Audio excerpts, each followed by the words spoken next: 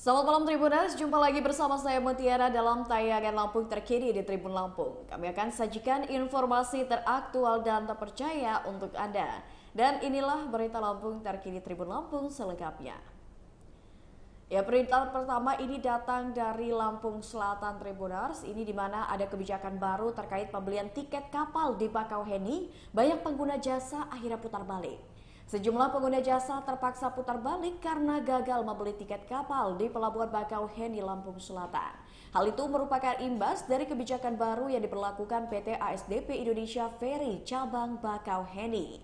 Sebelumnya, PT ASDP Indonesia Ferry Cabang Bakauheni mengeluarkan kebijakan baru terkait pembelian tiket kapal di Pelabuhan Bakauheni. PT ASDP memberlakukan aturan pembelian tiket penyeberangan berjarak 4,24 km dari titik terluar pelabuhan mulai Senin kemarin, tepatnya 11 Desember 2023. Pemberlakuan pembelian tiket menggunakan radius ini pun bertujuan untuk menekan transaksi pembelian tiket kapal melalui calo. Selain itu juga untuk mengurangi kemacetan di pintu masuk pelabuhan. Salah satu pengguna jasa yang terpaksa putar balik adalah Ricky. Ia pun mengaku tak bisa memesan tiket di dekat pelabuhan. Hal sama pun disampaikan oleh Ardan yang mengeluhkan kebijakan baru pembelian tiket kapal. Calon penumpang pejalan kaki bernama Suci pun mengaku sudah memesan tiket kapal sejak jauh hari karena adanya kebijakan baru tersebut.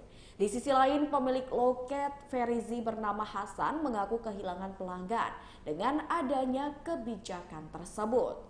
Beralih ke berita selanjutnya datang dari Kejari Lampung Tribuners, di mana Kejari Bandar Lampung ini memusnahkan barang bukti dari 261 perkara. Kejaksaan Negeri Bandar Lampung memusnahkan barang bukti dari 261 perkara pada Kamis 14 Desember 2023. Pemusnahan barang bukti ini dilakukan di halaman kantor Kejari Bandar Lampung dan untuk jumlah barang bukti tersebut diamankan selama periode 20 Juli 2023 hingga 14 Desember 2023. Barang bukti yang dimusnahkan adalah barang bukti perkara yang telah berkekuatan hukum tetap atau inkrah. Pemusnahan barang bukti tersebut merupakan yang ketiga kali selama tahun ini. Pemusnahan barang bukti dipimpin langsung oleh Kajari Bandar Lampung Helmi. Selain itu, hadir pula personil dari Polresta Bandar Lampung, BNN Lampung, Dinas Lingkungan Hidup Bandar Lampung, serta para pejabat Kejari Bandar Lampung. Beralih ke berita selanjutnya, ini datang dari Kota Metro Tribuners, di mana Kejari Metro musnahkan barang bukti 64 perkara didominasi narkotika.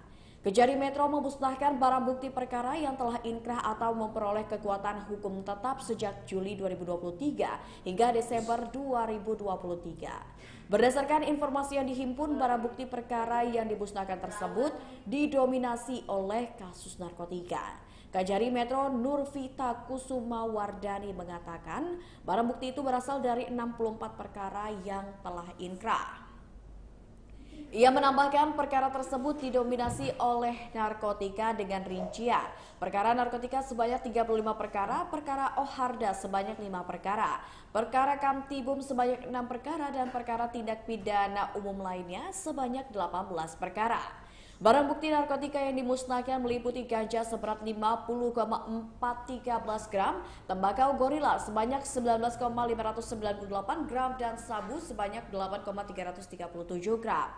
Menurutnya, tindak pidana umum di Metro secara kuantitas relatif tinggi. Sementara barang bukti lainnya pemusnahan dilakukan dengan cara dihancurkan dan dibakar.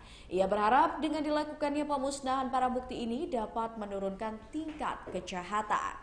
Beralih ke berita selanjutnya Tribuners, ini datang dari Kabupaten Mesuji, di mana resmikan masjid di Mesuji. Gubernur Lampung Arinal Junaidi minta didoakan panjang umur. Gubernur Lampung Arinal Junaidi meresmikan Masjid Al-Karim di Kompleks Perkantoran Pemerintah Kabupaten Mesuji pada Kamis 14 Desember 2023. Peresmian Masjid Al-Karim diisi dengan kegiatan pengajian akbar yang menghadirkan Ustadz Wijayanto. Hadir dalam peresmian Masjid Al-Karim, Gubernur Arinal, PJ Bupati Mesuji Sulpakar, Ustadz Wijayanto, dan anggota DPR RI. Arinal menyampaikan acara pengajian ini pun harus menjadi momentum yang luar biasa untuk mempererat silaturahmi. Maka dari itulah Arinal mengungkapkan acara pengajian akbar kali ini bukan hanya kegiatan seremonial belaka, akan tetapi harus dimaknai sebagai ladang mencari ilmu dan pahala sekaligus membuka cakrawala untuk memajukan wilayah yang kita cintai. Selain itu, ia pun mengaku bersyukur bisa datang ke Mesuji sekaligus meresmikan Masjid Al-Karim. Ia menyampaikan terima kasih kepada pemerintah, tokoh agama, dan masyarakat yang berperan aktif dalam pembangunan masjid ini. Di akhir sambutannya, Arinal memohon para jemaah mendoakannya agar diberikan umur yang panjang supaya dapat terus berbuat baik untuk Lampung, khususnya Kabupaten Mesuji. Arinal pun menyoroti infrastruktur jalan yang harus mendapatkan perhatian khusus. Oleh sebab itulah pihaknya berjanji membangun jalan pada 2024 mendatang. Sulpakar menjelaskan pembangunan Masjid Al-Karim sudah dimulai sejak 6 Januari 2023 lalu.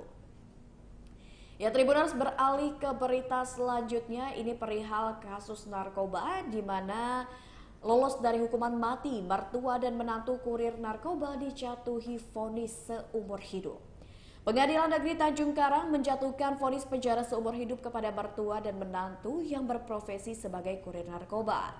Keduanya yakni Rizkamin Ginting dan menantunya Zainuddin. Kedua pria asal Medan ini dinyatakan bersalah karena tertangkap membawa 37 kg sabu dan 4.937 ekstasi di Pelabuhan Bakauheni, Lampung Selatan.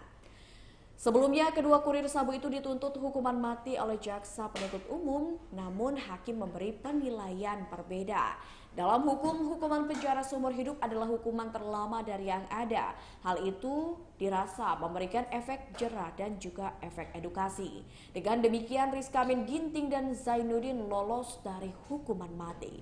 Majelis Hakim menilai Rizkamin dan Zainuddin terbukti bersalah melanggar pasal 114 ayat 2 Jangto pasal 132 ayat 1 Undang-Undang Nomor 35 Tahun 2009 tentang narkotika. Dalam penjelasannya, Majelis Hakim yang dipimpin Samsumar Hidayat mengatakan hal yang meringankan hukuman karena kedua terdakwa berlaku sopan selama proses persidangan. Majelis Hakim juga menjatuhkan vonis seumur hidup kepada Anggi Pratama, sosok yang menawarkan pekerjaan kurir kepada tersangka. Ya, Tribuners, beralih ke berita terakhir yang datang dari Lampung Tengah, di mana Polsek Terbagi Besar buka latihan pencak silat sekinci-kinci. Kapolsek Terbagi Besar AKP Edi Korinas membuka pelatihan pencak silat sekinci-kinci untuk generasi muda pada Kamis 14 Desember 2023. Dengan mengikuti silat sekinci-kinci, selain melestarikan budaya, generasi muda juga diajak untuk berkegiatan positif dan terhindar dari kenakalan remaja.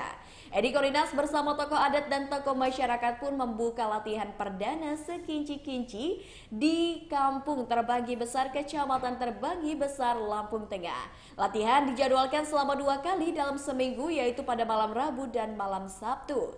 Dikatakannya latihan ini terbuka untuk umum dan tidak memandang genre serta asal suku.